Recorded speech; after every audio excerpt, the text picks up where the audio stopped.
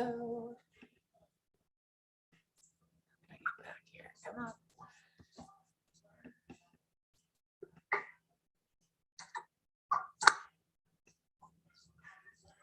Uh-oh. Get back here. Come on.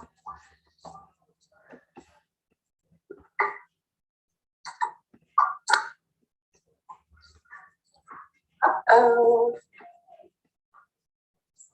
Get back here. Come on.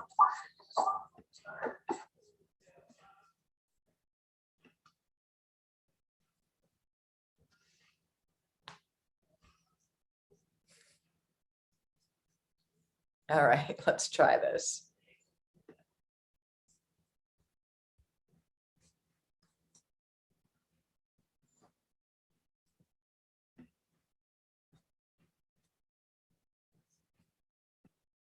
Hello, everyone, and welcome, welcome, welcome. Hi. Hi, everybody. So we're trying something a little bit new today where we are live streaming on YouTube so other people can join in this conversation that is so very needed and this community that is so loving and beautiful. So let's see how that goes. So I'm going to ask everyone to mute themselves just to make sure that we don't have background feedback. And Nicole, I will make you a co-host and then we can get going. So hi, hey, how are you? So good to see you here.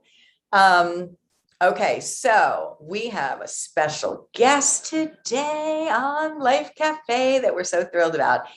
But all right, so let me go ahead and set us up. And again, if you can mute yourself, we'll try and mute you as well. If you remember, you can mute yourself from behind.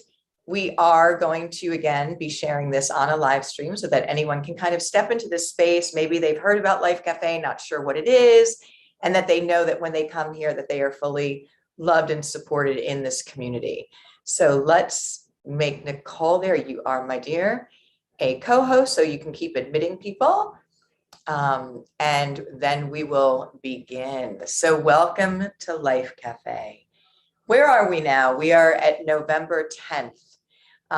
Time just really goes by quickly, right? And so oftentimes we will bring presence into obviously our discussion, but talking about finding the joy and finding those moments of real connection and bliss within each day, no matter where we are in the world, no matter what's going on. There's always an opportunity for a soul connection, for a connection to the earth, for a connection to this bigger picture that we talk about, this consciousness. And I know it's hard. And sometimes maybe that connection will come from actually somebody on the street asking for food. Or maybe it will come from a connection of holding the door open for somebody. You know, it's the very moment of us just sharing with one another as beings in this existence that I see you.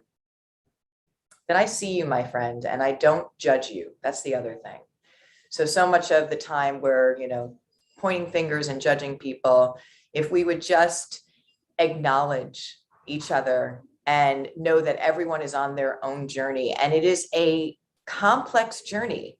You know, one thing, I'm not a betting girl, so I don't bet, but I will say that I would bet you a gentleman's bet or whatever they call, that every single person in their lifetime has this, okay? No matter who you are, no matter what family you were born into, everyone has ups and downs. Everyone has highs and lows and real challenges. It's just a matter of, you know, what that challenge is going to present for you. And of course, we talk many times on the gifts for our opportunity for the evolution of our soul in this journey, which is really, again, if we want to go big picture here, what I talk about with the knowledge that I've learned for those at the end of life, what this journey is like, what is this life's journey about? What's going on here? It's about, in my opinion, you know, finding that part of you, that true part of you, not the ego and all of that, and birthing that, and only you can do that, birthing that soul part of you and that connection while we're still here in this experience. So every opportunity, and the most painful parts of our life's experience were opportunities for the growth of our soul to be able, because sometimes when we are given an experience that stops us in our tracks, right? Maybe it's a health related illness. Maybe it is a job loss or some kind of very concrete thing. Sometimes there's really nowhere that you can actually turn except for inward if you're going to.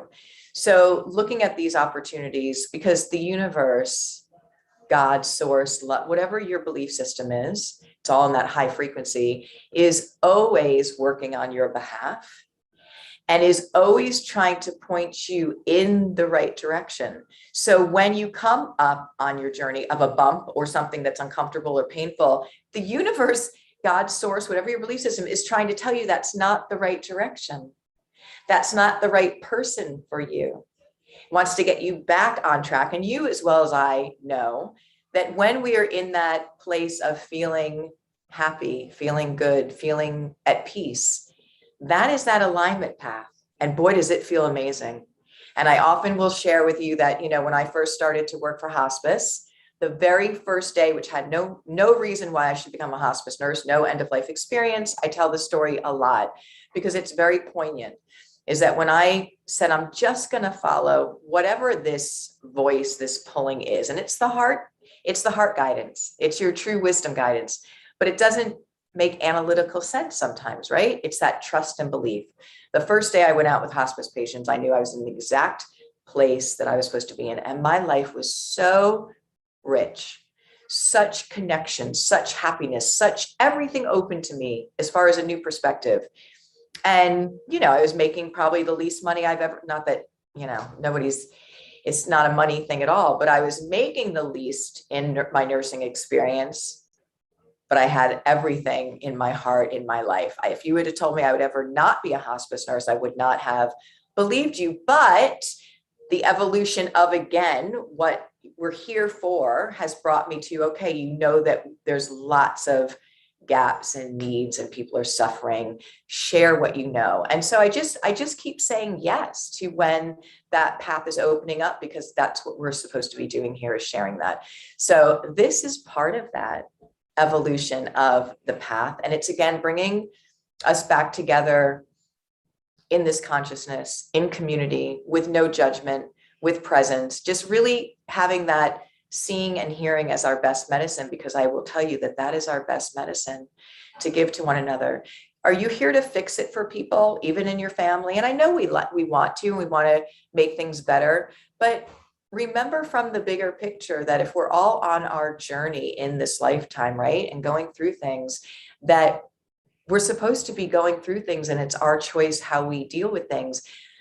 But we can all show up with that empathy, with compassion. I see you. And if you can lend a hand where that is appropriate, absolutely. But our true presence in seeing and hearing one another is by far the best medicine we can give. And it's something that we actually don't really have in our world today, because we're so overstimulated with everything that we're really not present with each other, even when we're in the same room. So if you're checking your phone and you're thinking of a million things, you're not really grounded and present. No judgment there, just an observation. All right, let's hand it over to the group. I want to thank you all for being here. I hope you're having a fantastic week so far. Who would like to start us off in a share or whatever you would like to comment on? I know the holidays are coming up, and that has a lot of layers for people, although I think it has a different meaning at what I'm seeing right now, because we didn't get to celebrate last year, right? Because we were really in the throes of COVID. So there are Christmas trees up already. And I'm all for it. Like, let's just celebrate, because what a moment this is that we're on, the other side of a lot. So I saw Veronica and then Karen. We'll start there and let's begin. So Veronica, how are you?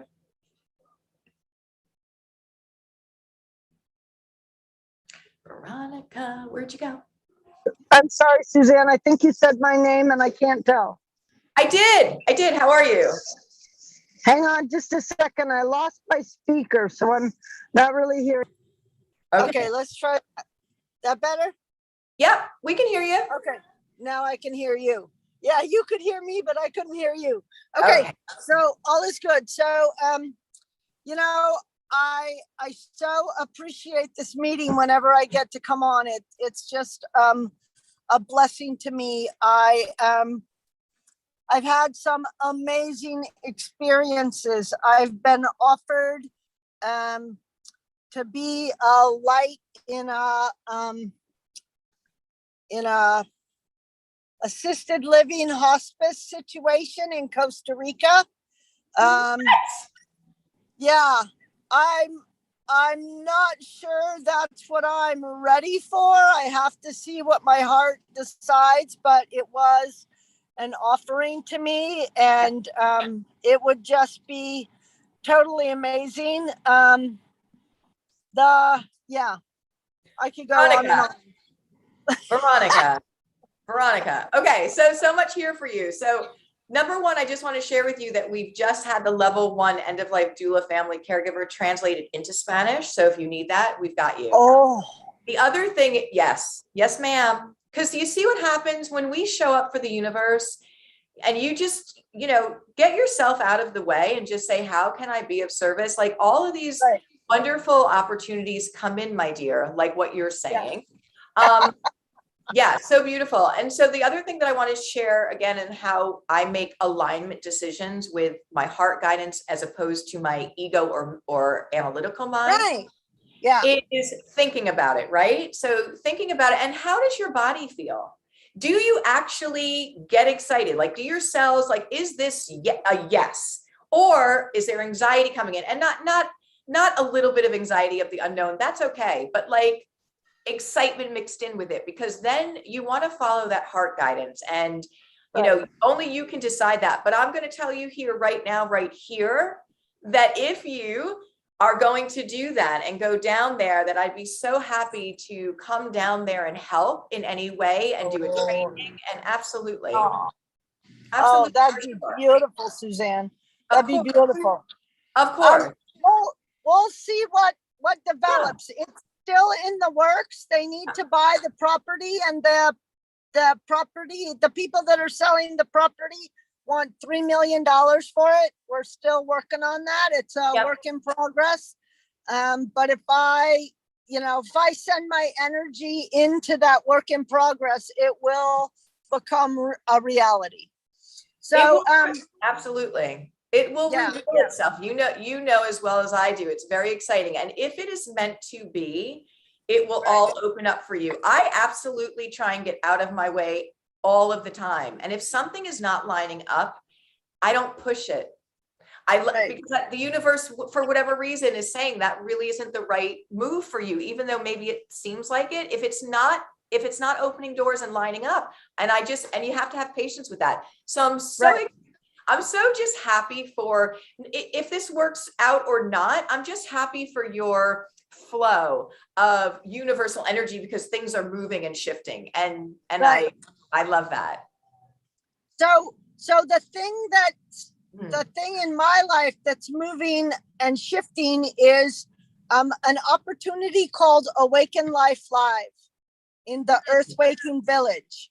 And this is a gathering of people that understand that a new system is necessary for us to fulfill our purpose in life. And they're just amazing group of people, and so healing. It's such a healing environment for me. I got to spend a week in Costa Rica. It was the most amazing place. I got this offer.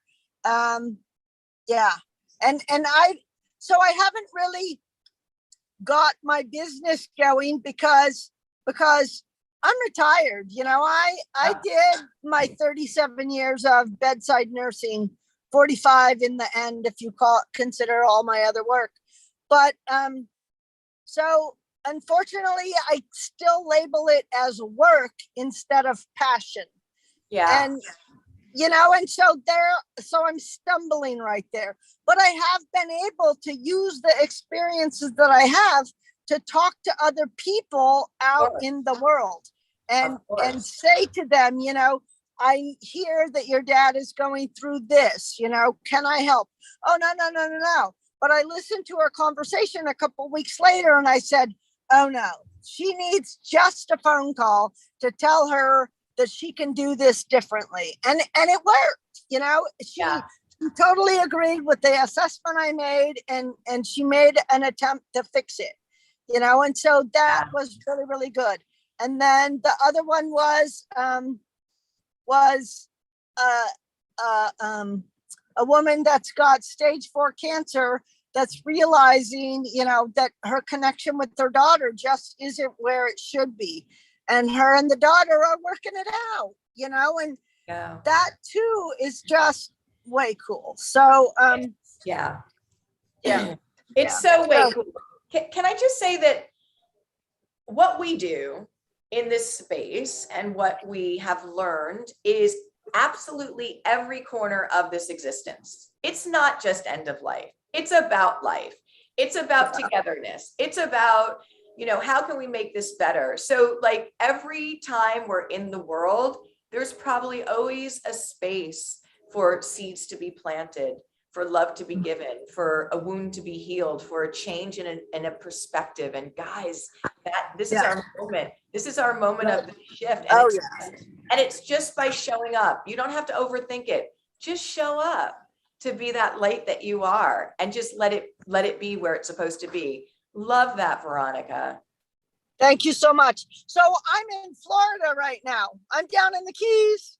Woohoo! You're making us all a little jealous. I'm just gonna say, okay. Yeah, I get it. Sorry. Beautiful. But my life is so blessed. And for years and years, it so wasn't. And I couldn't see the difference. And now I'm seeing the difference, and the difference is amazing. So I'll shut up and let other people share. Thanks for everything. Well, we're so excited. And Veronica, keep me posted on that. How beautiful. I love it so much. Following that heart guidance is what she's doing. Karen, you're next. Hello. Hi. Veronica, I would love to follow you to Florida or Puerto Rico. So keep me posted. I too have worked years and years and years. And when Suzanne said, and you, that this isn't work, it's like, follow your passion. I had the opportunity today to go to a networking group, but it was primarily like different businesses, everything from insurance to construction to outreach and staffing, stuff like that. And I had been invited by a friend, and I thought, why would you have me here? I just didn't seem to have a really close fit. So it was a very structured program. And, so the new people at the end got 45 seconds to give their spiel. And it's like, I was just so excited. It's like this energy comes over me, and it's like, I am a Doulagiver specialist. It's an incredible opportunity for me to blah, blah, blah, as quick as I could. And it was really neat because, like I said, it was very structured. There's no questions back or forth. But as the meeting was over, I was out in the parking lot for an hour and 15 minutes. I love it. I had life insurance people come up to me and say, do you have like an offering so people getting life insurance? I said, I formulated this adulting 101 to partner with people getting life insurance. Okay, that's a wonderful, you're thinking of this far ahead, think of this and do this now before it's an issue.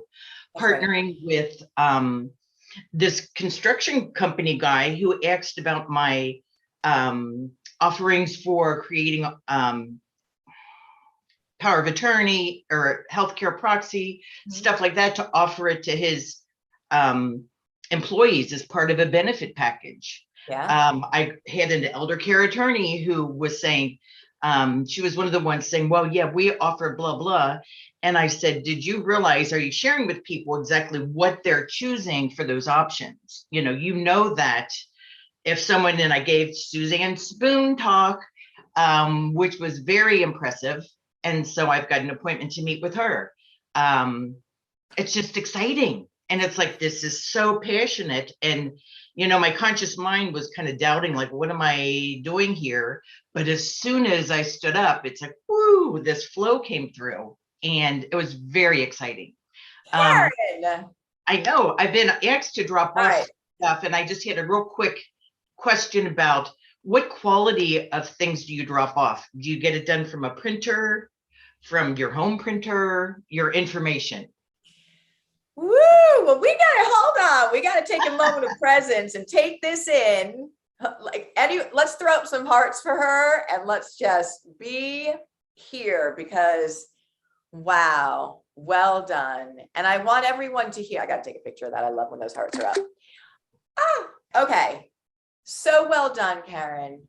And there's so many layers here.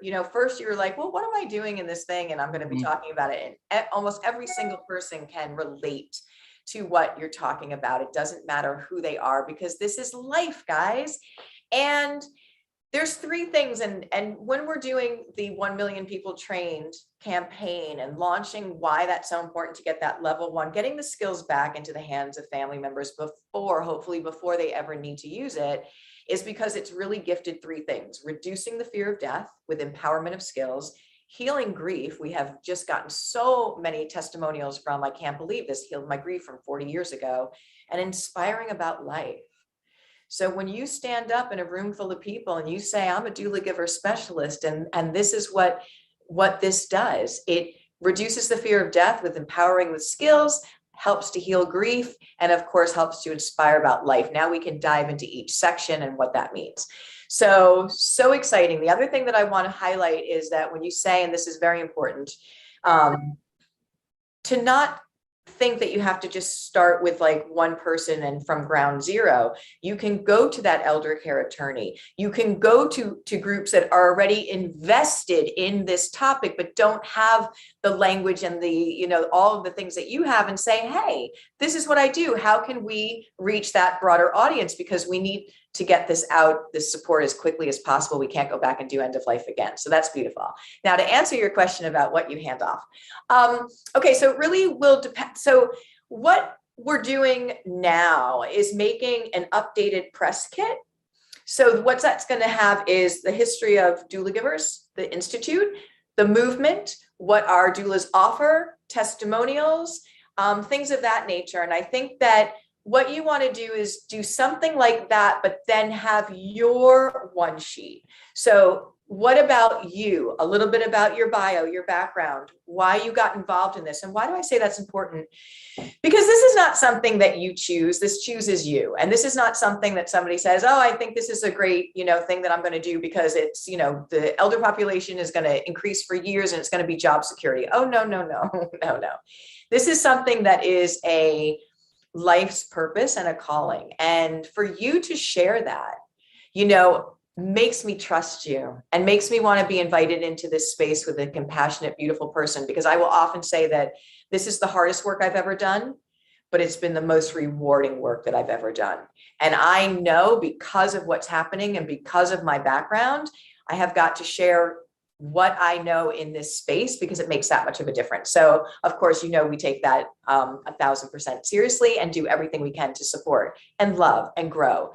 So I would have a one sheet then on you, and then I would have a list of your services, outline a little bit of, the advanced care planning. So what does that mean? It's not just advanced directives. It's, living well aging plans, and it's all that yummy stuff that's in there. What about elder care support? Because there's that big space between end of life and elder that they need support. So, we'll talk about the aging population, and good news, bad news. They're talking about people living on an average in the future to 100 years old. I'm like, oh goodness, not sure that I want part of that, because, and they're like, no, you'll be really healthy with all of the things. And it's like, okay, hold on. I mean, when the rotation is done, it's done. But what's happening now is we know how to keep people alive. And that's, great. The medical advances are wonderful.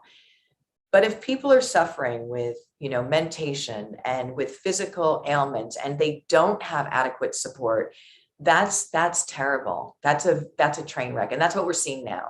So there's this huge group, 10, 20 years now, that are in this space. They're not end of life, but they need that holistic support. So you have the elder care. So give a little blurb on each one, which is already in your description. And then you can say, this is how you contact me.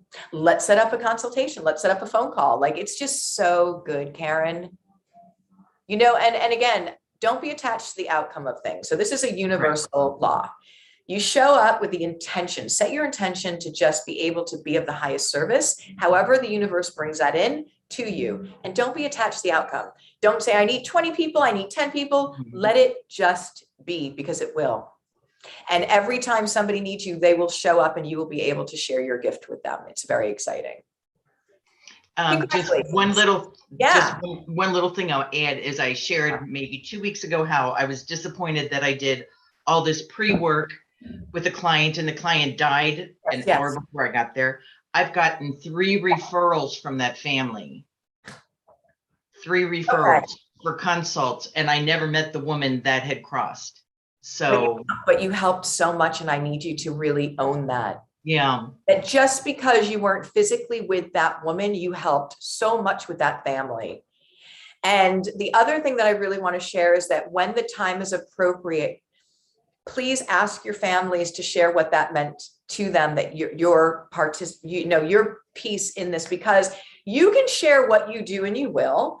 I do this, I support. But when a family says that because Karen guided us at that moment and shared, like, it's just even little information that changes the whole trajectory of that. And they will remember that forever. And this is something very important for you to use with sharing with other people the difference that this doula giver position, service, support makes. Karen. Yes. Good Perfect. stuff. Thank Beautiful. Thank you.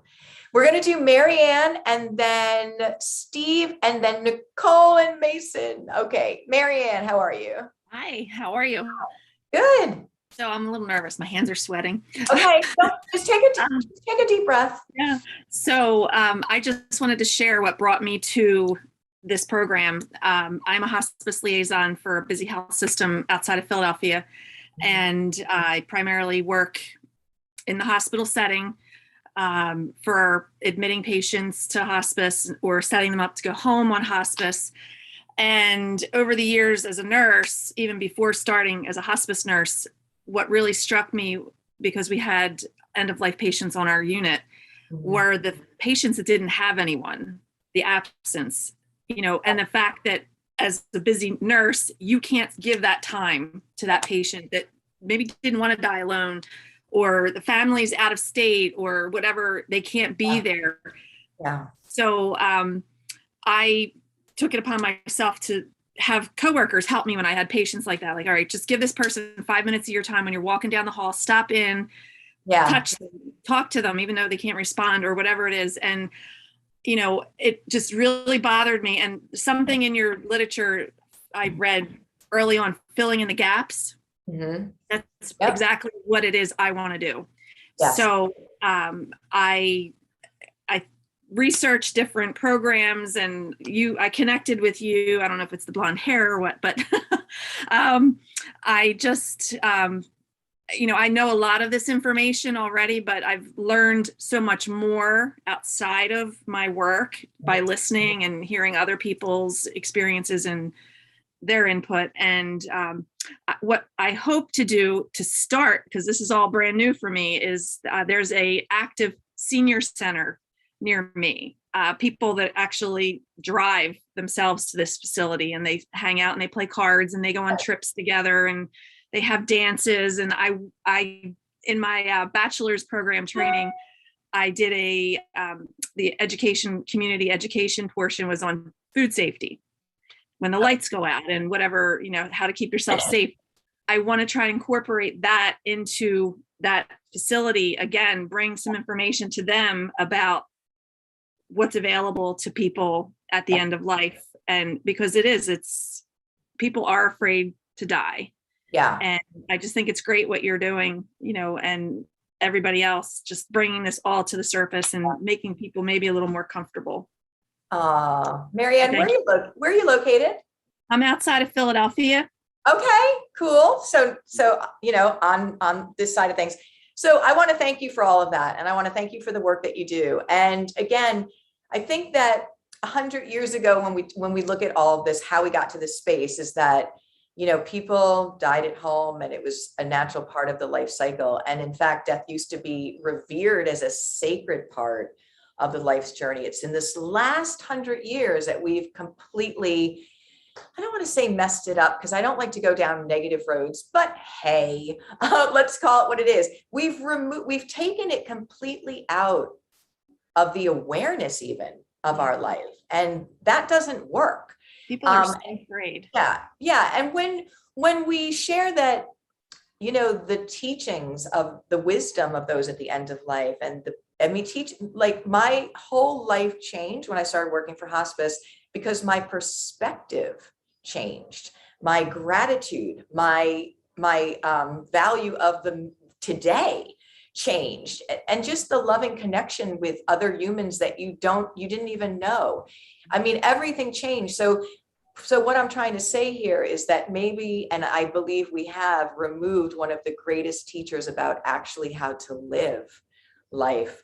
And so, yes, there are practical things. There are, we're in this together. There's so many beautiful things about bringing this back in and setting it up correctly. So I love that you said you noticed that people were alone in their room. That's exactly how I started.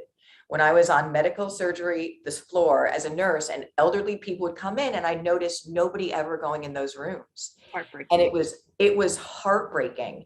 And then that drew me to hospice. And then I was like, wow, what's happening here? It's a mess too. So we have to fill in the gap with no judgment observations, but I love it. And I can't wait to see and support you in that evolution of what you do. Thank you. Thank you. Steve. Good morning. Hi, how are you? I'm doing well, thanks. Good. So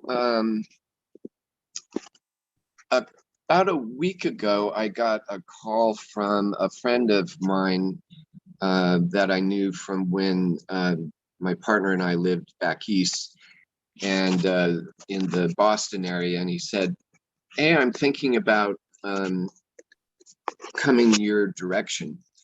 Mhm. And he had been here about a year ago and let me know his situation, which is that, and I knew some of this before, but 17-ish years ago, he was diagnosed with thyroid cancer. And they took his thyroid out, but because of his personality, he just knows himself well enough to know that he would never be able to adhere to any sort of medication regimen or even treatment regimen. And so in his words, he takes his thyroid medicine every once in a while. When he thinks of it, he'll take a handful, and that's the best he can do. Okay. So 2 years ago, he started to have lung problems and went in, and his oncologist told him that it had metastasized into his lungs. Okay. And so I thought that the topic that was released yesterday, including lung cancer, was pretty wild, because a couple days ago, after I had gotten this text from him saying, I'm thinking of coming your direction, the next text that I got from him a few days later was, I'm around the corner, and he showed up in this purple bus that's in the background. Okay.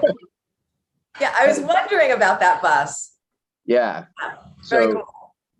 he's been living he had made his living as a truck driver, and when they found out that he was sick, they fired him, and he sued, and he got a year's worth of salary, but he's already spent all of that. And he sold all of his possessions and his Humvee and traded it for this bus, and then moved to Slab City, Okay. which is a community in California that's an abandoned military base that's just the foundation slabs. and there's no services of any kind. There's no police, there's no water, there's no sewage, there's no nothing. There's just people living in community there off the grid. Mm-hmm. So he went there, and people helped him convert this school bus. If you don't read graffiti, it says strange on one side and style on that side. I think it might be backwards. I really love it. Yeah. Yeah.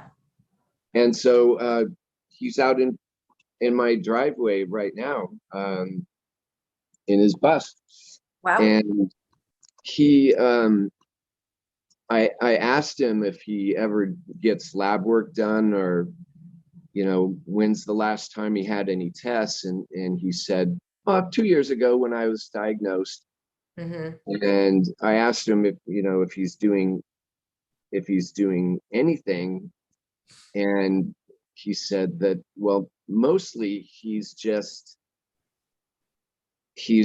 living each day to his best life and enjoying things.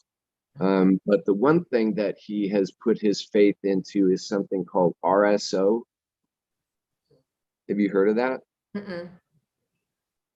I'll have to look it up. It's Rick Owens oil or something. Oh, yeah, like yeah, for sure.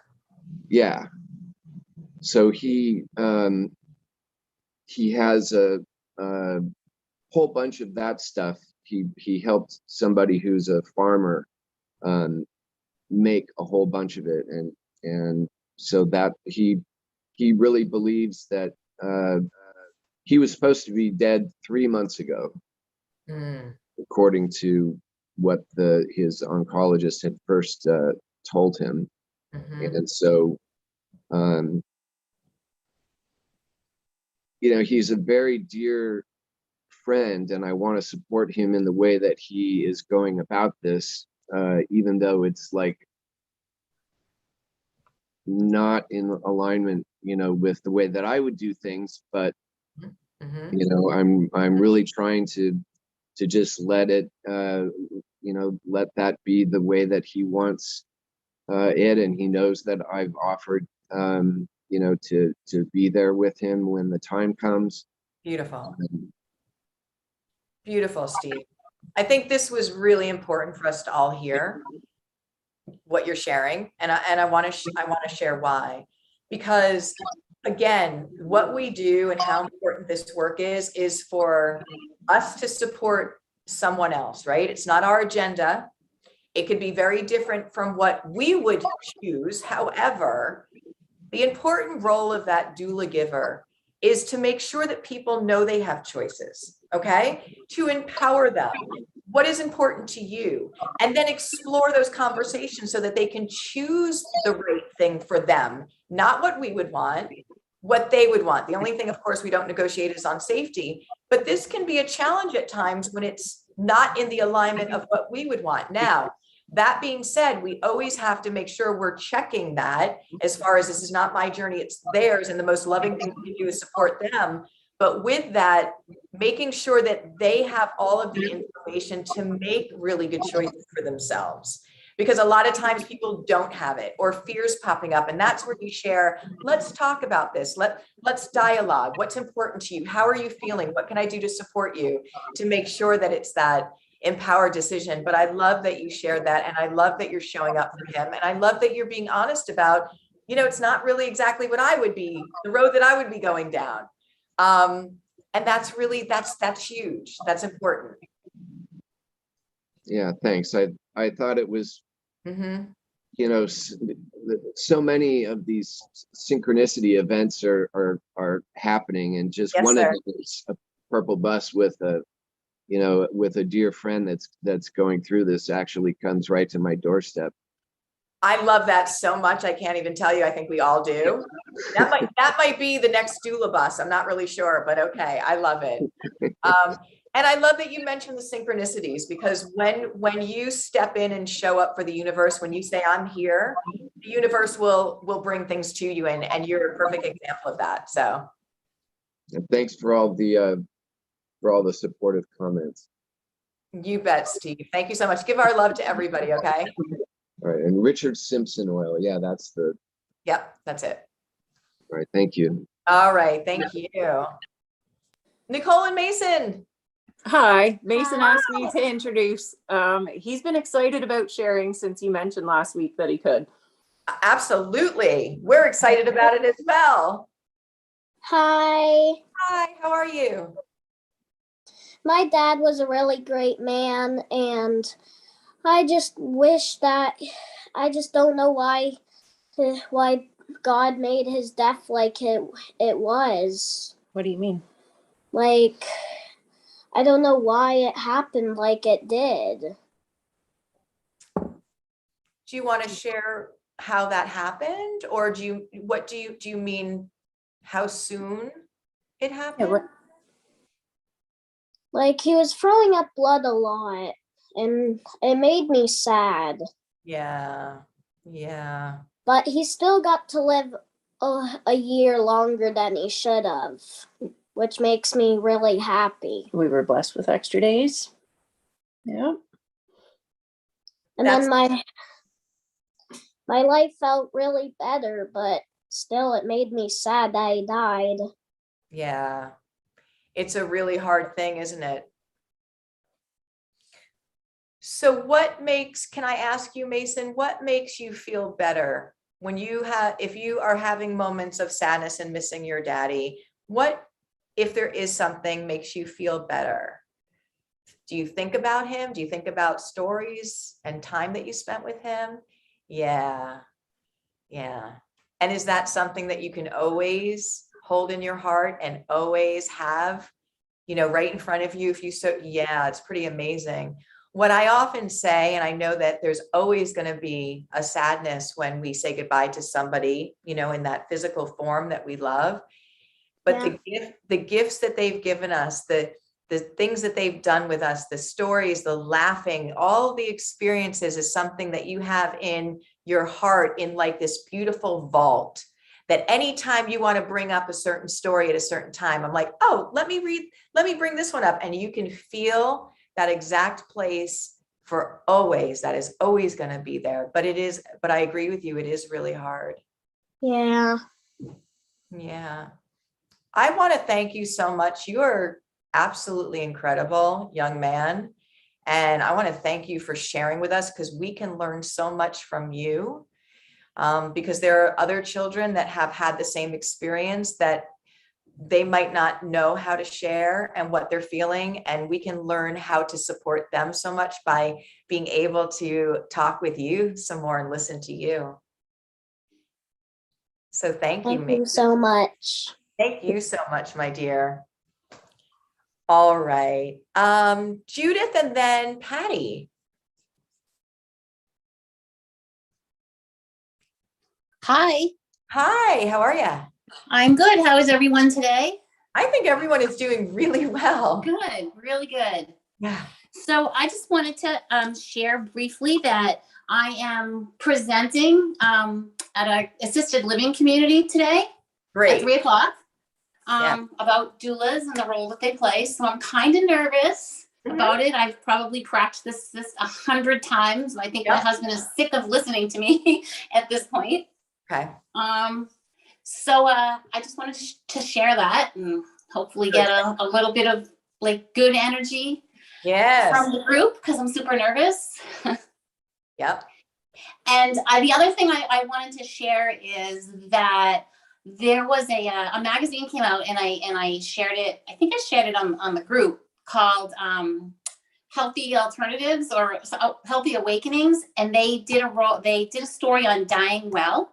And it talks about the role of end of life doulas and all the things that you teach. And then at the end of the article, they gave me a little shout out as a local doula. So I was excited about that. So this is so exciting. Yeah. So I'm pretty excited. And like I said, but I'm nervous. Yeah. So we already showered you with love when we heard that you did this. So even before you asked, so we're all there. If I may, let me share with you a little tool that I use. Okay. When I'm going to present, and if there's a little bit of the nerves, and this is not to make anyone ever feel bad, but this has nothing to do with you. Okay.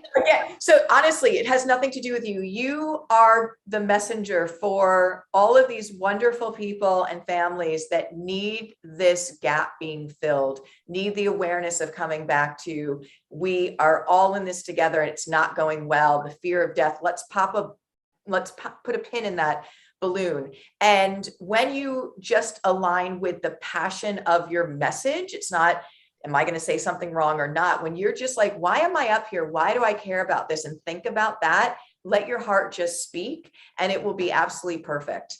Because death used to be the second leading fear in the world. Public speaking was the first. So Okay.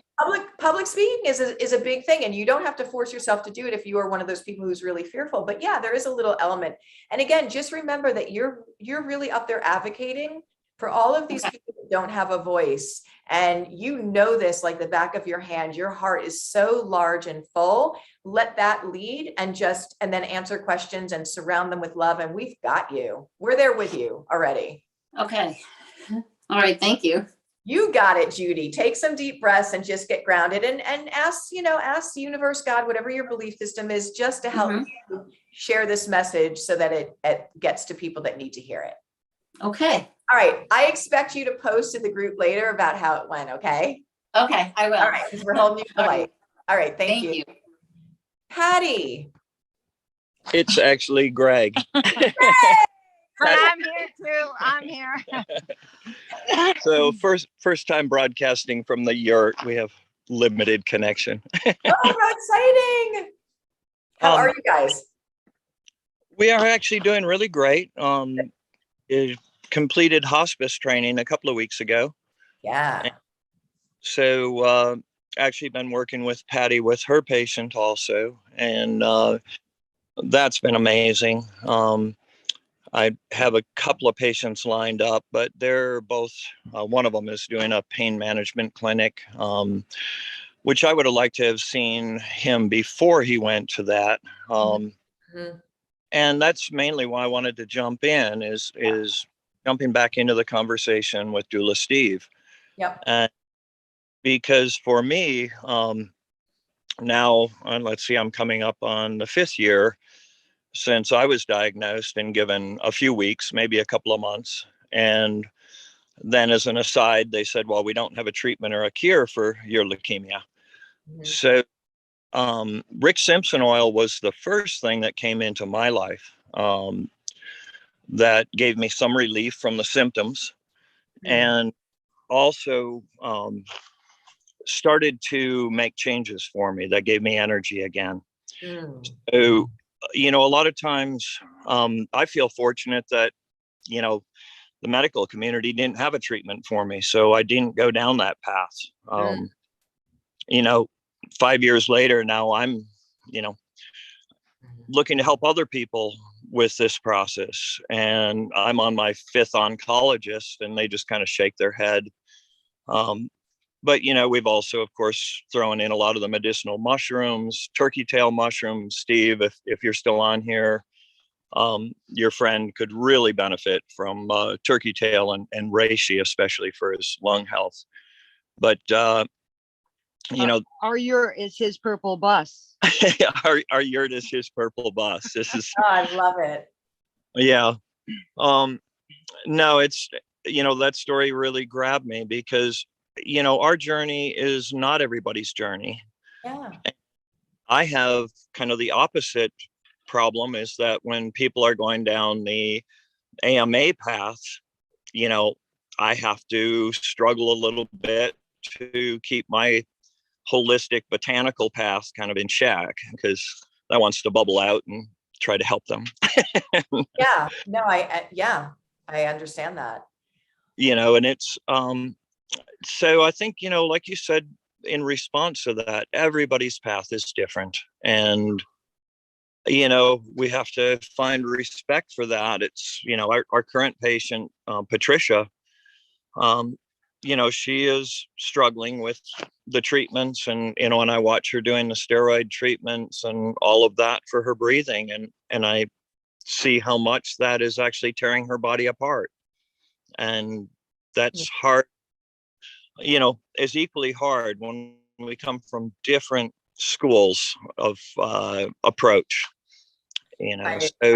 Yeah, I agree here. So I love this. And I always believe that everything is meant for how we present in a group and the conversations. What I keep hearing is the fear, right? The fear of death, the fear of death, the fear of death. Because when that time comes where we're faced with something in our bodies, when there's no pre-conversation about end of life, being a part of the journey and what's this like, because I have to share with you all, not to bring anything down, but if we treat death as the ultimate enemy, and that when and if we die, or if we have a patient that dies, that it's a failure, well, we just set up for 100% failure, didn't we?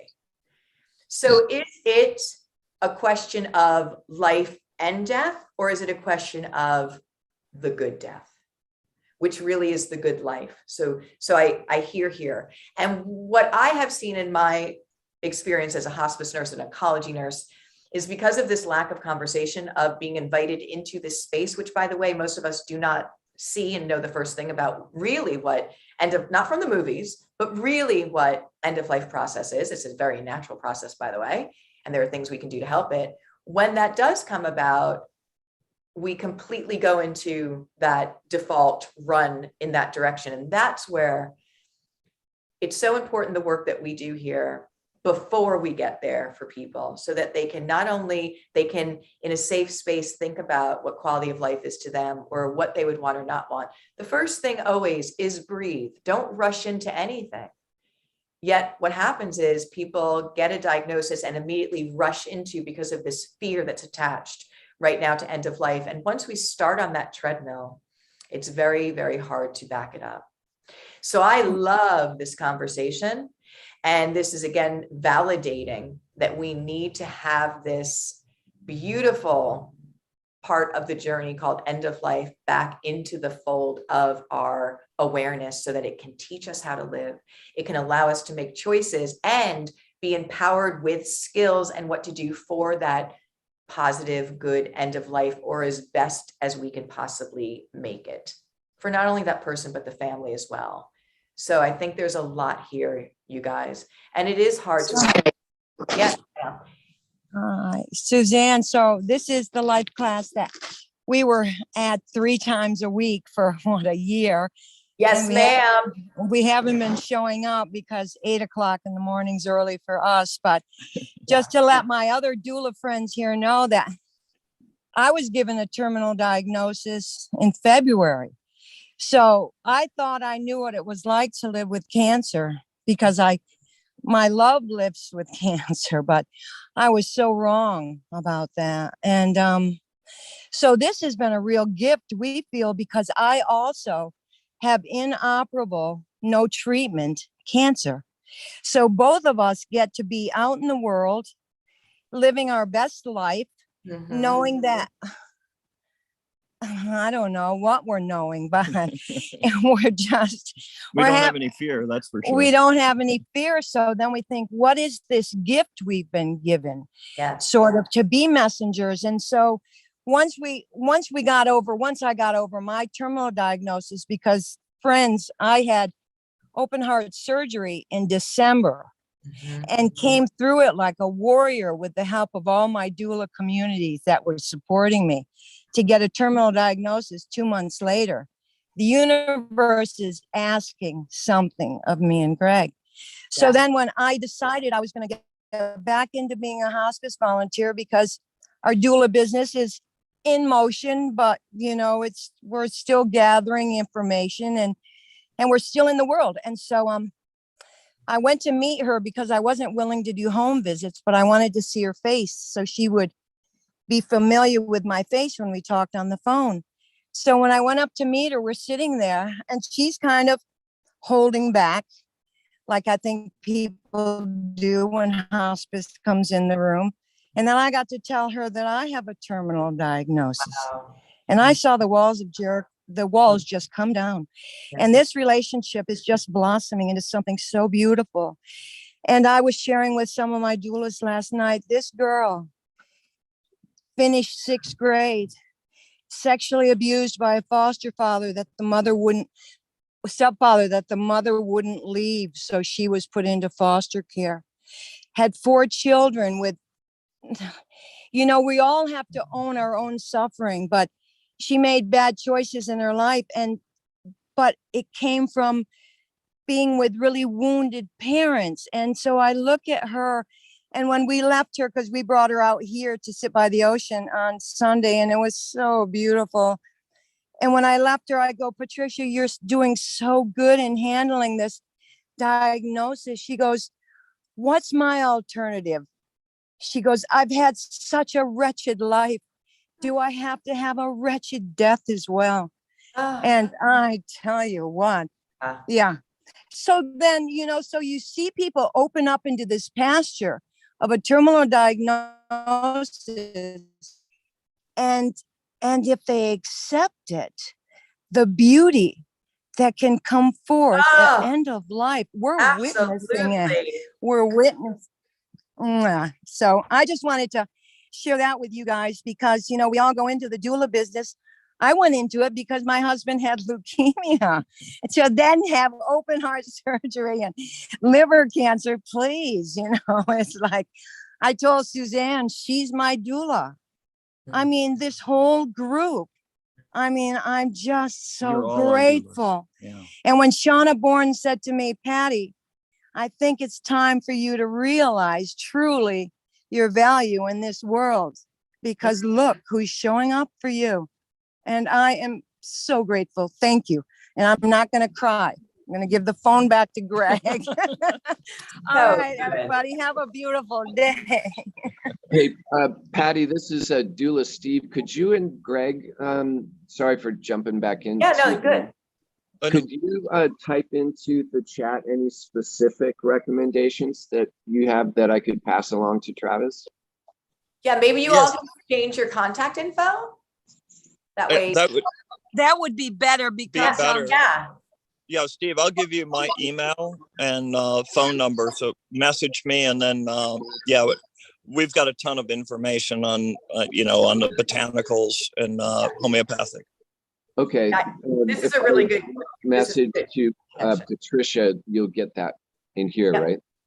Yeah, and if there's if you need help, we'll connect you too as well. For some reason, it doesn't go. This is a great connection, though.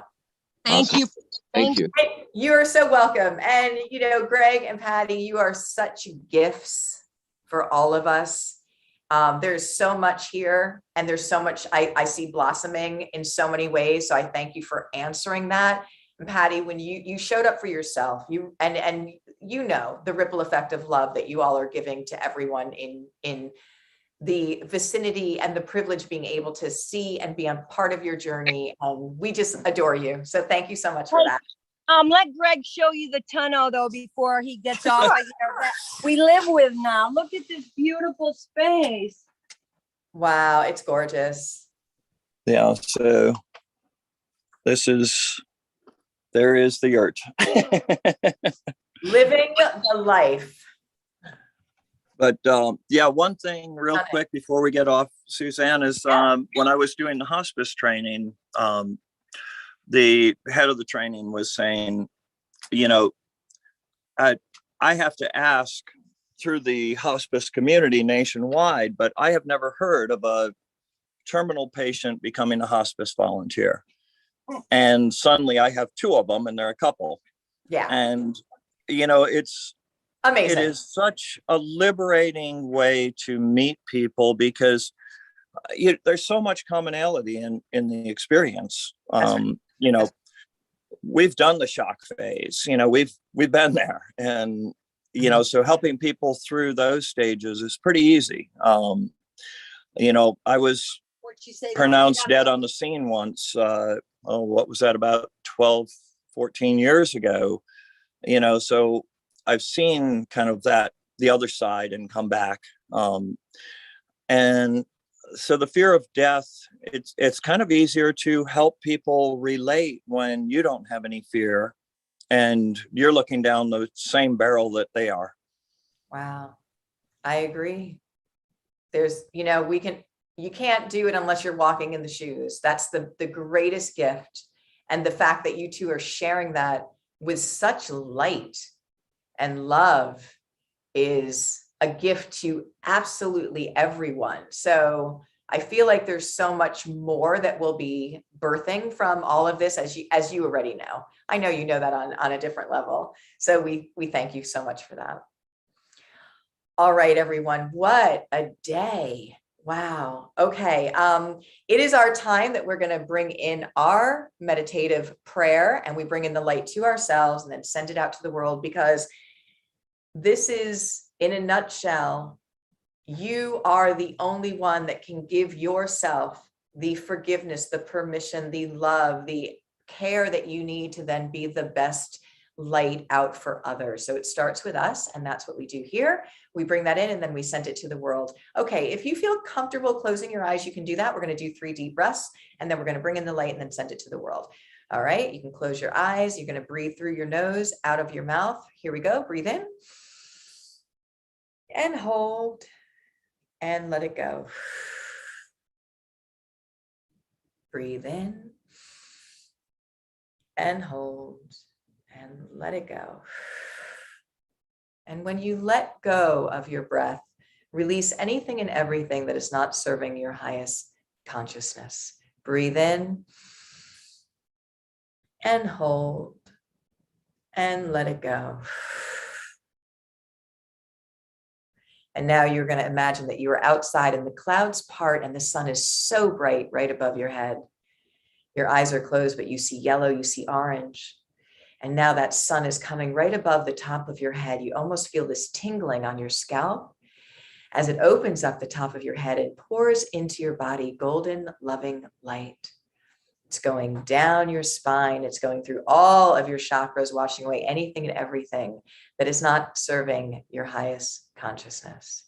It's going down through your root chakra to the center of the earth, swirling around. Now it's coming back up, coming up your root chakra, up your spine, through the top of your head. You are now fully aligned and connected in this golden light. Now, as it comes back down, it's going to expand about 6 feet from your body, encompassing all of your aura. You are fully bathed in this loving, unconditional, loving light. You feel peace, you feel joy, you feel connected. Now, as it goes down your spine through your root chakra, it's going into the center of the earth. Now it's picking up momentum in the center of the earth. As it comes back up, we are going to, with intention, send this light out through our heart chakra to each and everyone in this group and then to the world at large. If you are called to, please put your hands on your heart chakra.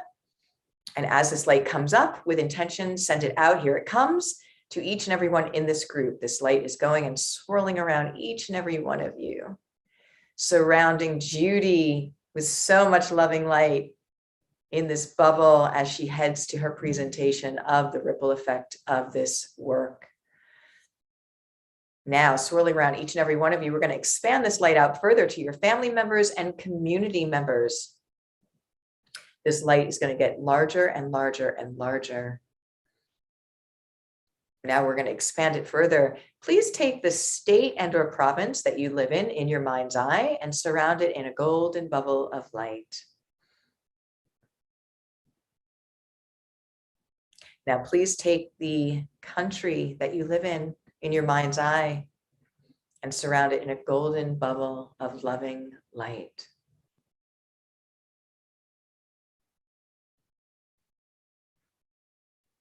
Now I ask you to take the earth globe and surround it in either a golden bubble of light and or a golden pyramid, letting each and every person on this planet, sending them love. We see you, we are here with you. Every animal, every part of nature, every element, knowing in truth that we are all connected to this high conscious, unconditional, loving energy in its truth. This is the truth. So right now we hold that earth globe in that golden bubble and or pyramid, of light and send this love to everyone, every being in it.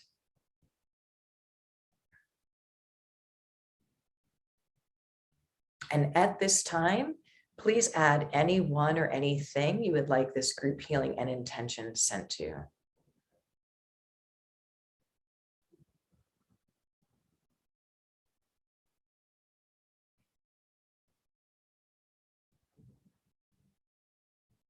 As we were brought here today with so many beautiful people doing this work and being in this space, I want to remind us all of what we heard today, and knowing that end of life, when it shows up, and we know it's part of our journey, the gift that it gives is that of presence.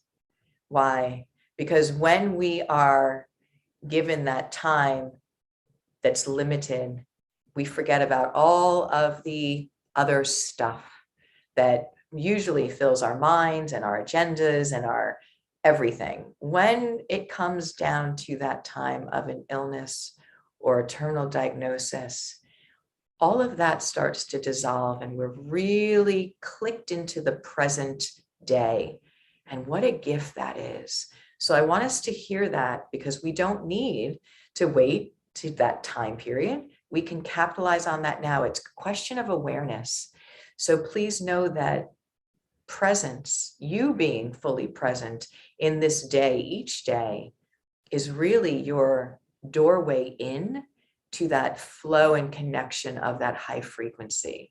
It's a practice, but let's listen to the beautiful, beautiful wisdom that we got here today and the gifts that we can capitalize and incorporate into our life right here and right now.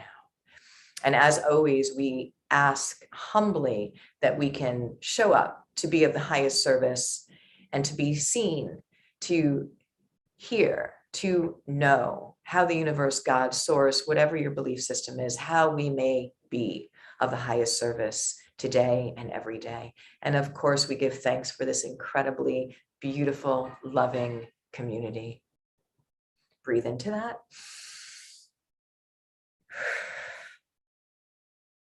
And of course, I'd like to do a special thank you to Mason for really gifting us with the wisdom of such a wise young man. We can learn so much for you, and thank you for being here today, as always. All right, breathe in. And when you are ready, you can open your eyes and come back into the room.